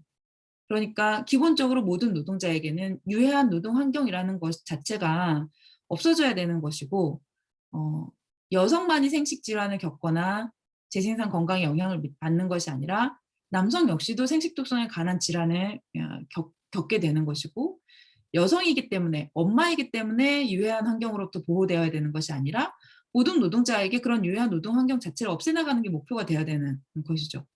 그래서 산재 보상에 대한 권리를 주장을 하면서도 이것이 재생산 권리를 주장할 때 단순히 안전하고 건강한 출산을 할 권리의 차원의 문제가 아니라 어떻게 이 노동 조건의 문제를, 노동 환경의 문제를 더 적극적인 이제 재생산 정의의 차원에서의 문제로 주장해 나갈 것인지에 대한 얘기에 사실은 이 투쟁이 굉장히 중요한 이제 계기가 될 거라고 보고 있고요. 그런 점에서 같이 이제 고민을 앞으로 해 나갔으면 하는 제안을 또 오늘 참여하신 분들께도 네, 드려봅니다. 그리고 이제 쉐어에서는 이런 법안을 만들었어요, 작년에. 그래서 그 모자보건 우리의 목표는 그냥 모자보건법을 더 개정하는 차원의 문제가 아니고 이 성과 재생산 권리라는 것의 내용을 만드는 것 그리고 그 권리를 보장하기 위한 기준을 만드는 것을 목표로 삼았고요. 왜냐하면 앞에서 말씀드린 것처럼 지금까지 한국 사회에서는 이 권리의 내용이 없었어요. 그냥 처벌만 존재했고 인구 정책의 목표만 존재했기 때문에 인구 정책의 목표에 따라서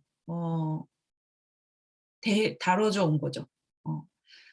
그래서 그 권리라는 것에 대한 내용이 없었는데 이제 지금부터 해야 되는 것은 처벌을 하지 않는 차원의 문제가 아니라 권리의 내용을 만드는 것이다.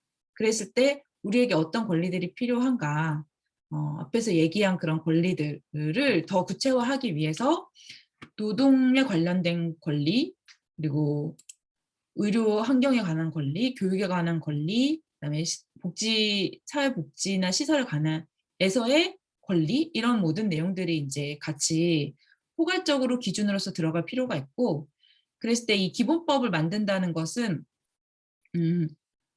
다른 법들을 같이 바꿔나갈 수 있는 기준을 만드는 거거든요. 그래서 기본법에서 예를 들어서 지금 저희가 13장에 일터에서의 성재생산 권리의 보장이라는 내용을 넣었어요. 그렇다면 이 기본법에서 제시하고 있는 이 기준에 맞춰서 국가가 이제 법 정책을 기본 계획을 만들어야 되고 그 기본 계획을 달성할 수 있는 여러 가지 이제 정책적 목표를 둬야 되고 이거에 부합할 수 있는 법 개정을 이제 다각도로 해야 되는 거죠. 여기에 이 기준에 부합할 수 있는 기준을 그 법을 만들기 위해서는 뭐 근로기준법, 남녀고용평등법, 뭐 그다음에 이제 산재보상보험법을 비롯해서 이제 그런 관련한 법들을 이 권리를 보장할 수 있는 기본법의 내용에 맞게 바꿔나가야 된다라는 것을 얘기를 하고 있고요. 그래서 단순히 유해 환경에 노출되지 않을 권리가 있다라는 내용이 아니라 그리고 여성 노동자 혹은 모성을 보호받아야 되는 노동자가 권리가 있다라는 내용이 아니라 모든 근로자라고 주체를 명시하고 있고 모든 근로자는 성적 권리와 재생산 권리를 가진다는 점 그리고 업무상의 사유로 그에 대한 건강을 침해받지 않아야 된다는 점 그리고 예를 들면 여성이기 때문에 임신한 여성이기 때문에 어떤 노동 환경에서는 배제하는 것이 당연해지는 것이 아니라 기본적으로 그런 건강을 침해할 요소들을 없애고 그것 자체가 업무 배제나 고용상 차별의 명분이 되지 않도록 하는 것이 중요하다라는 얘기를 하고 있습니다. 이 박스에 있는 것이 이제 그거를 설명하는 내용이고요. 예를 들면은 지금 현행 근로기준법의 65조, 72조에 가임기 여성은 유해물질 작업장과 객내에서 일하면 안 된다라고 하고 있는데 이렇게 되면은 남성 근로자는 유해물질에 그냥 노출돼도 되는 것이고 여성 근로자는 무조건 어쨌든 이런 작업 환경에서 유해 환경을 없애는 것이 아니라 작업 환경 자체에서 배제와 차별을 만드는 결과를 가져온다라는 점을 이제 좀 지적을 하고 싶었던 것이고 네. 그리고 이것 관련된 여러 뭐 사용자의 의무, 실태조사에 대한 의무, 이런 조항들을 두고 있습니다. 그리고 어떤 사람들을 선별적으로 유해 환경에서 배제하는 것이 아니라 그것 자체를 이제 바꿀 수 있는 유해 환경의 조건들을 이제 만들어야 된다는 것, 뭐 이런 얘기들을 이제 마지막에 짚고 있어요. 그래서 이제 제가 늘 마지막 PPT에는 이거를 넣는데요. 음, 해외에서는 이제 재생산 정의 운동에서 최근에 많이 얘기되고 있는 게 그 뗀 건설로 인해서 그 서식 뭐죠? 생계 터전을 위협받고 있는 선주민들이 이 재생산 정의 운동을 환경 정의 운동과 같이 결합하면서 많이 얘기를 하고 있어요.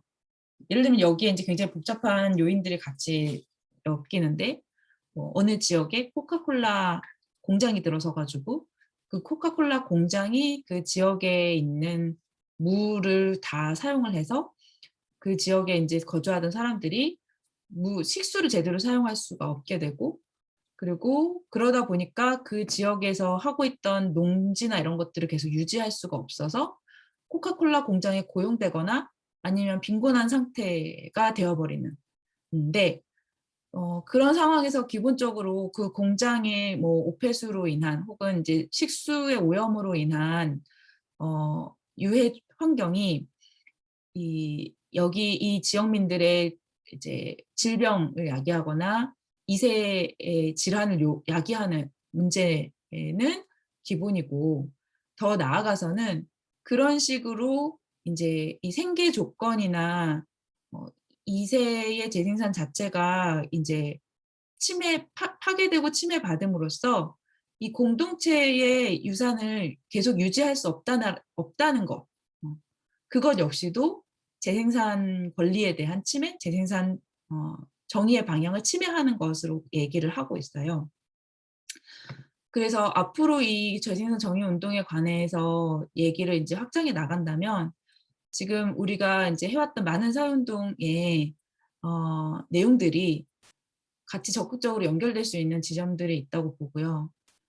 여기 나와 있는 다양한 이제 이런 이야기들처럼 그런 인제 재생산 정의를 만들어가는 일에 그냥 단순히 연대하는 이제 낙태죄 폐지 운동에 노동운동 연대하는 이런 차원의 문제가 아니라 그런 사회정의 방향들을 같이 연결해 나가는, 그리고 그 전망을 같이 만들어 나가는 운동으로 갈 수 있지 않을까 싶고, 그런 운동들을 같이 해 나가면 좋겠다라는 제안을 드리면서 제 얘기는 마치겠습니다.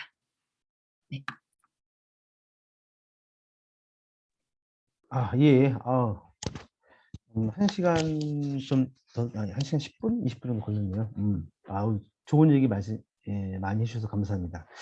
자, 그러면 한 5 분만 좀 휴식을 좀 갖고 그리고 네. 좀 진행하도록 할게요. 자, 5 분만 네. 잠깐 쉬도록 하겠습니다. 어떻게 되나요? 음. 모낙패 자체에 대해서 말씀하시는 거죠? 연대체를 예, 지켜서. 예, 예. 네. 그쪽 인제 고민 중이에요. 일단 이름에 낙태죄 폐지가 들어가 있어 가지고 일단 계속, 안 그래도 사람들이 인제 이게 폐지가 된 거냐 막 헷갈리는 와중에 모두를 위한 낙태죄 폐지 공동행동이라는 이름이 계속 활동을 하면 뭔가 더 헷갈릴 것 같아서 조직을 좀 이제 '바꿔야 되지 않을까.'라는 논의를 올해 초에 했었는데, 근데 문제는 인제 계속 계류되어 있는 법안들이 또 있고, 근데 저희 예상에는 아무래도 올해는 안 건드릴 것 같거든요. 내년 대선도 있고 그래서 그냥 뭐가 됐든지 간에 개정안 자체를 안 건드릴 것 같아서 "일단 올해 경과를 좀 보자."라고 얘기를 했고, 어 그 상태에서 모낙패는 지금 건강보험 적용하고 유산유도제 도입을 일단 우선 목표로 올해 좀 계속 좀 밀고 나가고 있고, 그다음에 실태조사를 인제 6 월에 시작을 해요. 그래서 지금 이 실태조사가 여성정책연구원에서도 한 차례 해서 결과가 나왔고 저희가 또 하고, 그다음에 보건복지부가 2018년에 이어서 올해 또 한다고 하거든요. 그 결과들이 이제 비범죄화 이후에 실질적으로 뭐가 달라졌고 뭐가 더 필요한지 이런 것들을 이제 보여주겠죠. 그래서 그런 결과들을 좀 보면서 과제들을 더 구체화해 나가는 과정이 될 것 같고, 일단 모나페는 올해 초에는 단체를 뭐 해체를 할까 아니면 이제 새로운 단체 네트워크 형식으로 만들까 막 얘기를 하다가 결론을 못 짓고 하반기 시작할 때 다시 논의하자 이렇게 하고 넘어갔어요. 그래서 아마 한 설문조사 결과도 나오고 뭐 이러려면은 한 8월, 7, 8월 경유하면서 모나페 조직 운영을 어떻게 할 건지를 좀 다시 한 차례 논의하게 될 것 같습니다. 그래서 지금은 인제 가입 조건 자체가 아까 이제 PPT에서 보여드렸던 그 목표에 다 동의하는 조직이 가입할 수 있는 것으로 어 되어 있고, 이제 좀 조직 별도의 이제 집행위 체계도 있고 이런 형태였는데, 아마 바꾸게 된다면 이름을 좀 바꾸면서 네트워크 형태로 인제 유지를 하거나, 그러니까 지금 같은 아주 막 집행력을 계속 담보를 해야 되는 그런 상시조 연대체라기보다는 인제 네트워크 같은 방식으로 하게 되거나, 아니면 뭐 얘기를 해 봐야겠지만 일단 모나피 자체는 해체를 하고 좀 다른 목표를 가지고 새로운 연대체나 네트워크를 만든다거나 뭐 이런 다양한 논의들이 될 것 같아요. 예. 아직은 뭔가 결론이 나온 건 없어요. 변혁당은 어떻게 생각하고 계시나요? 뭐 구체적으로 얘기된 건 없어 갖고. 음. 근데 그 발제하면서 제시한 그 과제를 실현하려면은 문학배가 더 강력하고 집행력이 있는 그런 걸로 변화해야 될 것 같은데. 근데 솔직히 그러니까 좀 어려워요. 왜냐면 지금 있는 단체들도 집행위에 있는 참여하고 있는 단체들 중심으로 대부분의 집행력이 다 담보가 되고 있고, 근데 그중에서도 사실은 실질적인 집행력을 가진 단위가 별로 몇 개 없거든요. 그래서 이대로 그냥 유지를 하는 것이 좀 더 어려울 수도 있고, 아예 좀 조직을 새롭게 꾸리는 것도 방법이지 않을까 이런 생각도 하고 그런 여러 가지 생각을 하고 있어요. 예. 내년에 또 대선도 있고 이래 가지고 좀 고려할 게 좀 많은 것 같아요. 예. 그리고 아까 이제 발제를 하면서는 그 얘기는 좀 구체적으로 안 했는데, 지금 성재생산 건강 관리 이런 얘기들에 인제 올해부터는 좀 적극적으로 여러 군데서 관심을 많이 보이고 있거든요. 말하자면 정부 부처, 뭐 아니면 지자체 정부, 뭐 그다음에 국회의원 뭐 이런 데서 이렇게 뭐 얘기를 그게 뭔지 얘기를 들어보자거나 아니면 그거 관련된 정책을 한번 뭐 생각해 보자거나 이런 움직임들이 있어요. 그래서 이게 한편으로는 운동의 성과로서 그런 내용들이 좀 더 적극적으로 논의할 수 있게 된 것 자체가 인제 좀 성과라고 볼 수도 있는데, 또 다른 한편으로는 그게 인제 내년의 정치적인 국면을 맞아서 어떤 식으로 인제 누가 활용을 하고 어떻게 예 얘기가 되느냐에 따라서 좀 여러 가지 좀 영향들이 있을 것 같고, 그래서 사실은 인제 그런 내용들이 쉽게 되게 협소한 방식으로 제도화되거나 전유되지 않도록 좀 긴장을 하고 있어야 라는 생각도 하고 있어요, 한편으로는. 음.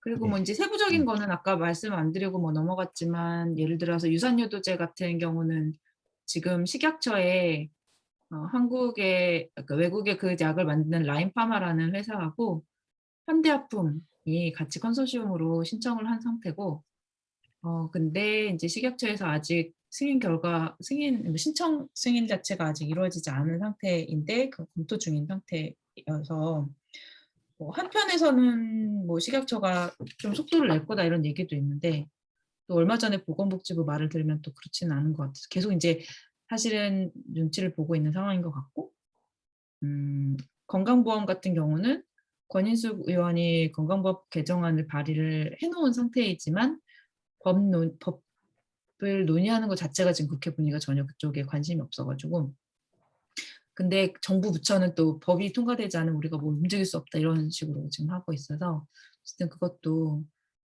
꽤 이제 계속 싸워야 되는 과제입니다. 법 개정 사항은 아닐 텐데. 이제 사실은 이제 뭐 대부분 이제 그거 뭐죠? 건정심. 건정심에서 다 네, 그래서 건정심에서 이제 하는데, 건정심은 이제 적극적으로 관심이 없으니까 권인숙 의원은 이제 법 개정으로 그 근거를 일단 만들어 보려고 시도를 해놓은 게 있는 거고, 실질적으로는 이제 건정심의 영향이 중요하겠죠. 법 개정 사항으로 넘어가면 너무 무거워져 버리는데. 네, 맞아요. 그렇죠. 음.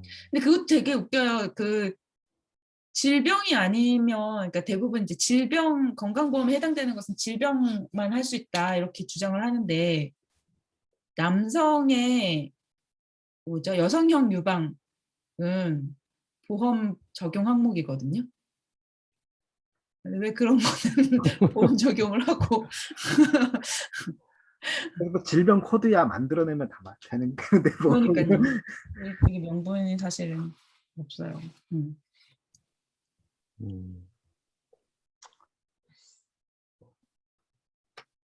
또 하나 네. 질문이라기보다 드는 생각이, 보니까 그 요새 그 사회운동 진영에서 보면은 이제 정의라는 담론이 이렇게 좀 많이 확산이 되면서 음, 이게 모든 사안이나 의제에서 이제 뭐 계급 불평등, 인종, 젠더, 음, 국가 간 불평등 이런 문제까지 다 그 영향을 미치는 요인이기 때문에 음, 그 뭐 기후정의 운동이라든지 아까 얘기한 네. 인간 정의 운동 이런 식으로 음, 모든 게 다 연결돼 있고 교차돼 있고 뭐 이런 음, 지점에서 이런 어떤 사회 경제적인 체제의 전환 이런 거 음, 연관시켜서 연결된다. 그런 음, 문제의식이 많이 확산되는 것 같더라고요. 음, 근데 그런 문제의식이 되고 있는 반면에 음, 실제 이제 운동 주체들의 움직임은 이제 음, 뭐 연결된다기보다 맞아요. 그러니까 기존 관성에 의해서 음, 서로 독립적으로 이렇게 가려는 경향이 좀 더 그냥 네. 이어져 나가는 그런 부분들이 있는 것 같고요. 어, 네, 그러다 보니까 이제 또 운동 주체들에도 새로 많이 생겨나면 괜찮은데 네. 그러진 않고 이제 기존 단체 간의 연대 운동 수준을 넘어서지 못하고 있고 음, 이제 그러다 보니까 뭐 집행력이든 뭐 이런 부분이 계속 떨어지고 그쵸. 막 이런 상황들이 계속 되는 것 같더라고요. 네. 아무튼 혹시 이런 거 관련해서 이런 거 어떻게 했으면 돌파할 수 있을지. 아마 이제 조만간 뭔가 이제 제안이 갈 것 같은데요. 지금 사회운동 집담회라는 걸 이제 사전 모임 같은 거 좀 하고 있어요. 예, 듣긴 들었어요. 네네. 그래서 이제 거기서 모임을 하면서 좀 나눈 얘기들이 지금 말씀하신 그런 얘기들이 이제 다 나왔어요. 그러니까 의제별, 사안별 연대체는 너무 많이 계속 생기는데, 이게 다 무슨 일만 생기면 개별 단위에선 하기 어려우니까 연대체를 계속해서 만드는데, 그러다 보니까 한 단체에서 몇 명이 연대체를 막 너무 많이 계속 다 하고 있고, 연대체로는 계속 활동이 되는데 활동 역량으로 누적되지는 않고, 그리고 사안이 많으니까 이게 어떤 식으로 세력화가 되기보다는 너무 여러 가지 가지수만 많아지는 이런 상황에 대해서 좀 고민을 많이 나눴고요. 그래서 지금 말씀하신 대로 이제 기후정의 뭐 이런 식으로 이제 정의에 관한 얘기들이 많이 되고 있는데, 사실은 그 정의를 얘기하는 것조차도 다시 기후정의 자체가 의제가 되고 재생산정의 자체가 의제가 되고, 그래서 그 의제를 연대체를 만들고 이런 식으로 하면은 지금하고 달라질 게 없을 것 같거든요. 그래서 지난번 이제 사회운동 집단의 사전 모임에서도 좀 얘기를 한 거는, 그거를 좀 연결되는 전망을 우리가 좀 만들어 보자. 왜냐면 지금은, 그리고 그게 뭐 1년 안에 되지 않더라도 적어도 이제 몇 년 정도의 전망을 두고 좀 같이 꾸준히 그 얘기를 하는 걸 좀 과정을 만들어 보자라는 제안을 저는 개인적으로 좀 했었고, 기후정의 같은 것도 지금 정의라는 이름은 붙어 있지만 실질적으로 사람들이 많이 관심을 가지는 거는 그냥 어떤 생태 환경에 대한 문제의식, 먹거리에 대한 문제의식, 뭐 이제 기후가 어떻게 변하는지에 대한 문제의식 정도인데, 실제로 기후정의의 내용은 제가 아까 얘기했던 재생산 정의와 관련된 내용하고도 맞닿을 수 있고요. 그러니까 근본적으로 지금과 같은 시스템을 계속 유지시킬 수 없다라는 것이 이제 문제의식인 거잖아요. 근데 그거는 이 정의자가 붙은 모든 운동이 같이 만나서 얘기해야 되는 문제라고 보거든요. 그러니까 그 얘기를 어떻게 이제 좀 같이 만나서 좀 더 만들어 볼까, 이런 고민들을 하고 있고, 그래서 그 다음 뭔가 이제 무슨 자리가 될지 모르겠어요. 그게 포럼이 될지 또 집담회가 될지 뭔지 모르겠는데, 하여간 그 자리가 이제 열리면 같이 오셔서 얘기를 해주시면 좋을 것 같습니다. 네. 사실은 이제 재생산 지금 정부가 올해 여기도 마찬가지예요. 정부가 가족계획 정책, 가족계획 그 4차 건강가정 기본계획도 새로 나왔고, 그 다음에 저출산 고령사회 기본계획에서도 이제는 예전 같은 방식으로 하지 않고 뭐 여기다 성재생 건강 권리 내용 좀 더 넣어보겠다 이렇게 얘기를 하고 있는데, 이렇게 얘기를 하고 있는 정부의 태도의 변화에는 이유가 있다는 거죠. 그냥 뭐 낙태치 폐지되고 이런 차원의 문제가 아니고, 이미 지금과 같은 시스템으로 가족 단위로 돌봄 비용을 이제 책임지게 하는 것은 한계에 달했다라는 것을 이제 정부도 인식을 한 거고, 그렇다는 얘기는 이 사회적인 재생산 시스템과 거기에 해당되는 어떤 비용의 문제나 이런 것들도 이제 가족 단위라든가 혹은 지금과 같은 이제 돌봄의 방식으로는 유지할 수 없다라는 것을 인식했기 때문에 이제 지금 정책의 방향이 바뀌는 건데, 그러면은 이것을 그냥 정책 방향을 따라가는 게 아니라 사회운동은 그거에 대해서 어떤 다른 얘기를 할 건가. 그러니까 결국은 지금의 시스템이 재생산 시스템이 다 한계에 달했다는 것을 본다면 거기서 운동은 뭘 할 건지, 그래서 어떤 대안을 내놓을 건지, 뭐 이런 얘기들이 좀 돼야 되는데, 사실은 지금 그냥 개별 의제 차원에서만 계속 얘기가 되고 있어서 그런 얘기들이 모일 기회들이 없었고, 그거를 이제 좀 같이 얘기해 나가 보면 좋겠다라는 게 이 재생산 정의 운동에서도 좀 고민하고 있는 내용이고 그래요. 네.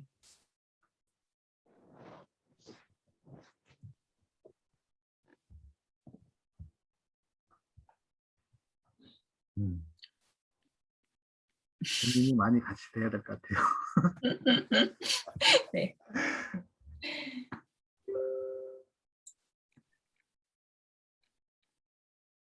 그 최근에 보니까 경제정책 아젠다 2020이라는 책이 나왔더라고요.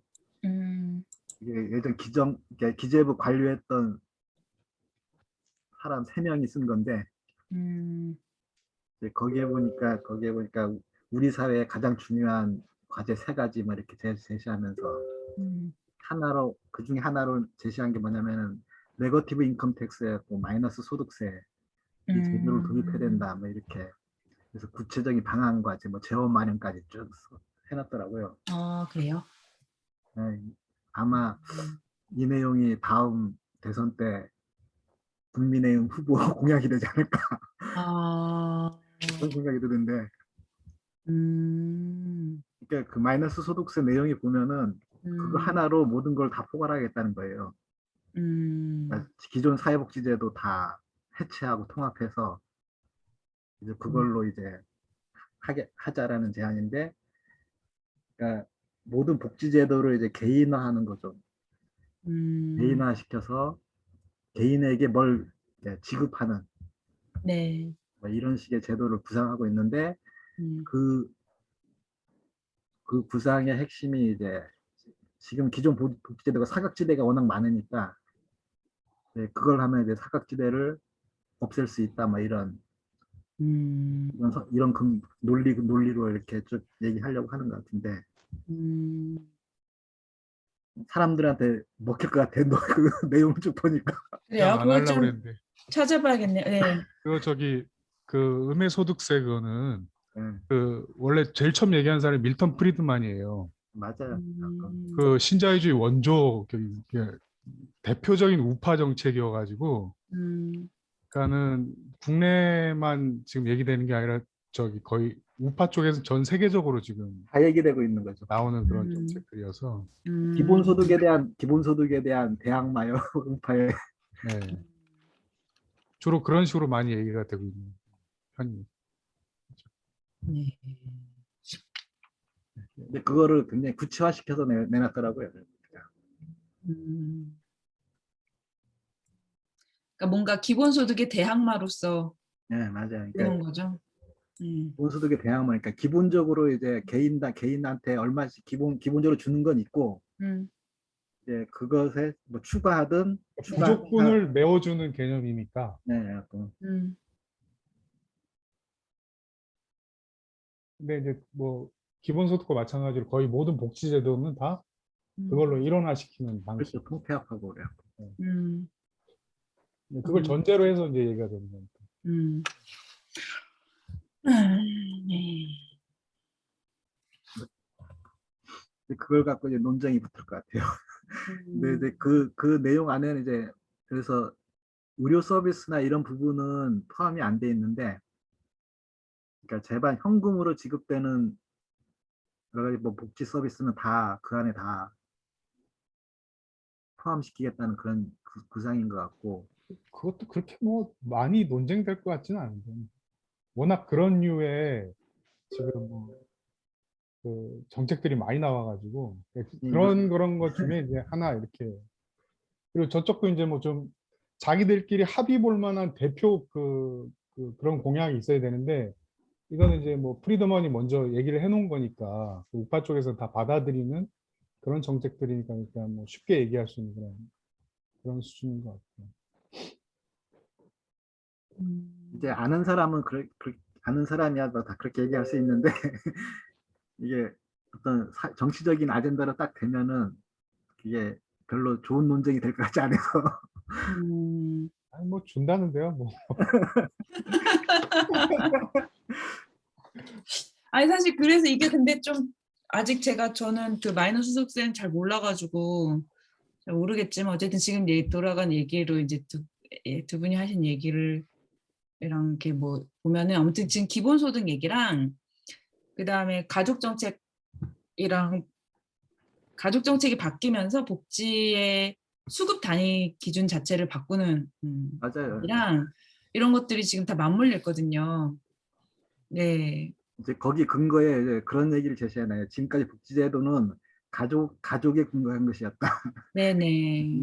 이걸 없애고 개인으로 그러니까 바꿔야 된다. 그러니까 네, 네 맞아요. 그래서 사실은 그 이제 지금 가족 구성권 이렇게 얘기하는 쪽에서는 어쨌든 가족 단위가 아니라 개인을 단위로 한 보장 체계로 바뀌어야 된다라는 얘기를 여기서도 하고 있는데 그 얘기가 이런 논의들하고 이제 잘못 맞물리면 되게 이상한 방향으로 갈 수도 있는 거죠.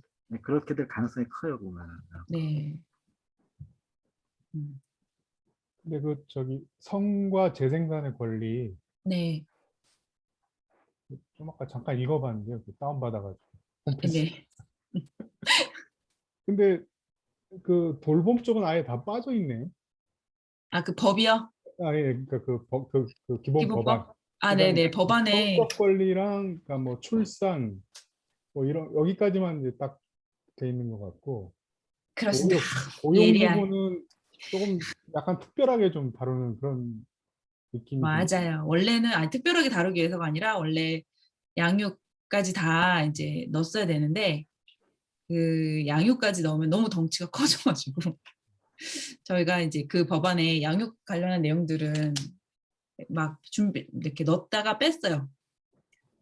양육, 입양 뭐 이런 것과 진짜 너무 관련된 커갖고 내용들이 이제 네, 그렇습니다. 나 처음 봤는데 굉장히 관심이 많이 가네요. 네, 지금 저희가 그거를 연속 포럼을 하고 있어요, 올해는. 그래서 6월 중순에 노동 영역 포럼이 있을 거거든요. 그러니까 그 법의 내용하고 실제 이제 노동 영역에서 각 의제들하고 어떻게 만날 수 있는지에 대한 포럼을 6월 중순에 할 예정입니다. 홍보글이 6월 나오면 중순에? 제가 텔방에 올리겠습니다. 네. 우리 저 워커스나 천상에 좀 다뤄보라고 좀 예. 주제로 굉장히 매우 환영합니다. 네. 네. 그 아까 반올림 얘기했는데 그 반올림 관련한 얘기 그러니까 거기서 할 거예요. 예. 네, 아유, 깜짝 놀랐네. 네. 만관부입니다. 만관부. 네.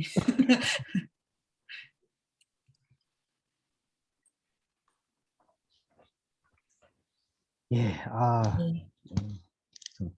귀중한 얘기들이 또 많이 오고 있습니다. 예. 네. 밀턴 프리드만 얘기도 나오고요.